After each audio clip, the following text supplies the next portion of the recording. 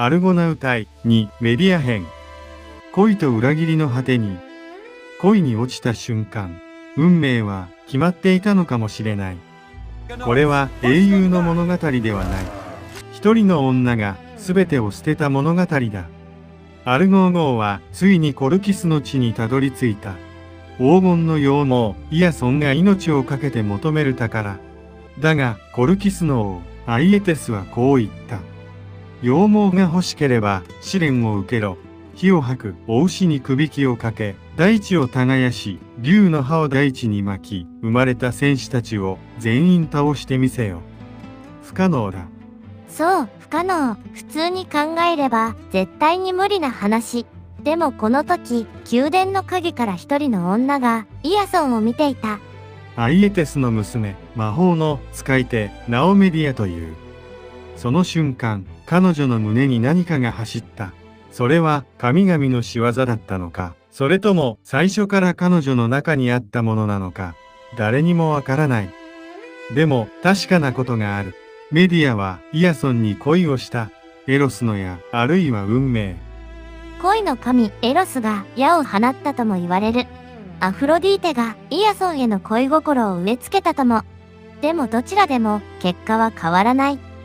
メディアはその夜眠れなかった。なぜこんな気持ちになるのか。あの男は他国の人間。父の敵になり得る男。わかってるのに。夜明け前、メディアは決断した。そっと宮殿を抜け出し、イヤソンに会いに行く。持ってきたのは小さな薬の瓶一つ。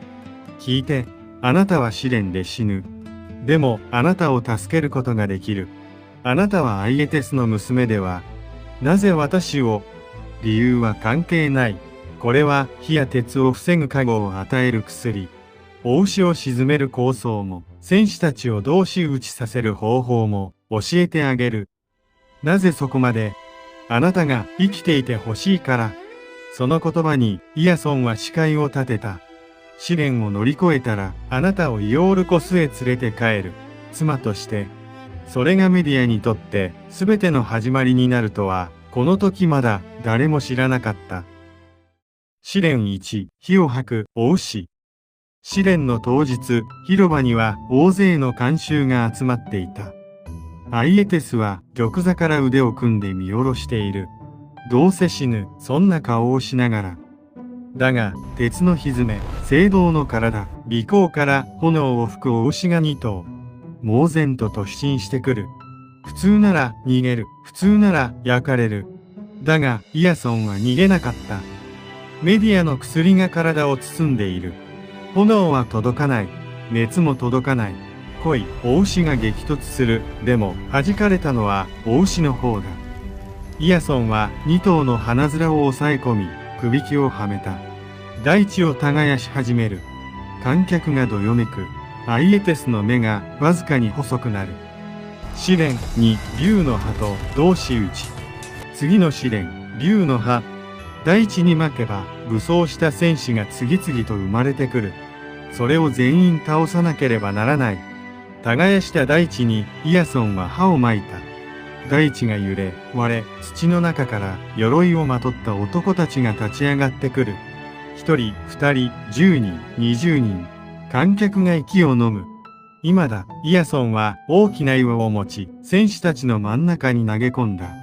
その瞬間、戦士たちは互いを敵だと思い込み、自分たちで戦い始めた。同士討ち。剣と剣がぶつかり、盾が砕け、大地に生まれたばかりの戦士たちは大地に帰っていった。2つの試練が終わった。アイエテスは何も言わなかった。だが、その沈黙が雄弁だった。まだ終わりじゃない。試練3、眠らない竜。黄金の羊毛は聖なる森の奥にある大木に吊るされ輝いている。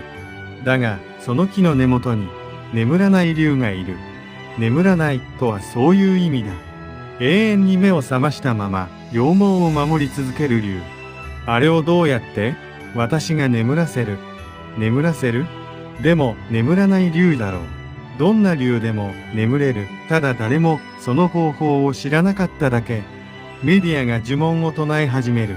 古い言葉、古い言葉。母から、そのまた母から伝わる魔法の声。竜の目が揺れた。ゆっくりとまぶたが重くなる。鱗が静かに地面に横たわる。巨大な体から力が抜けていく。眠った。竜が眠った。黄金の羊毛。イヤソンがかける。聖なる森の奥へ。月明かりの中、木に吊るされた羊毛が輝いている。金色の光。それはまるでこの世のものじゃないみたいに、ただそこにあった。これが、その手が羊毛に触れた瞬間、光が広がった。黄金の輝きが森に満ちて、遠くで竜が夢の中でうごめく。イヤソンは羊毛を抱えた。重くはなかった。ただ暖かかった。でも、これはまだ終わりじゃない。羊毛を手にした瞬間から、本当の危機が始まる。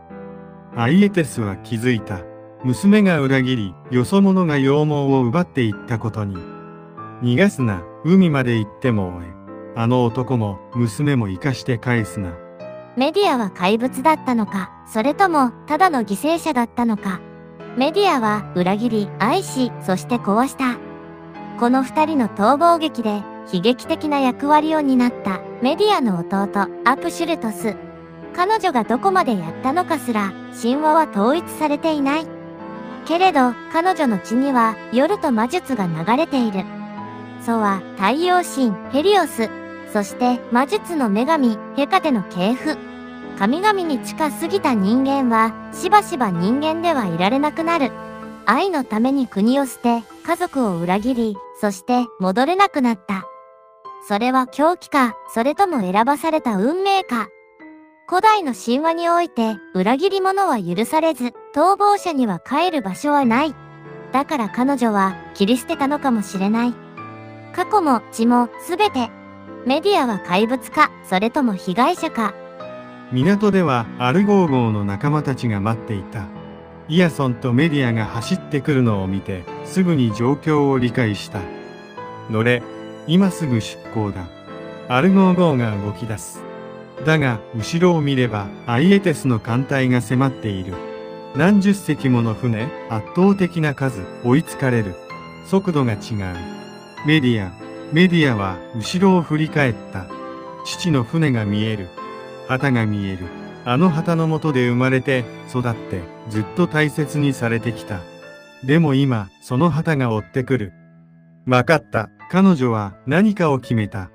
何かを犠牲にすることを。そのために、彼女は自分の手で決して戻れない選択をした。追っては止まった。理由は誰も語らない。だが、海には何かが残された。アルゴー号は走り続ける。イヤソンは羊毛を抱えたまま何も言わない。メディアは振り返らなかった。黄金の羊毛は手に入った。だが、これは終わりではない。この選択が全てを壊すことになるとは。次回、悲観と大小。チャンネル登録して次の神話もぜひ見てね。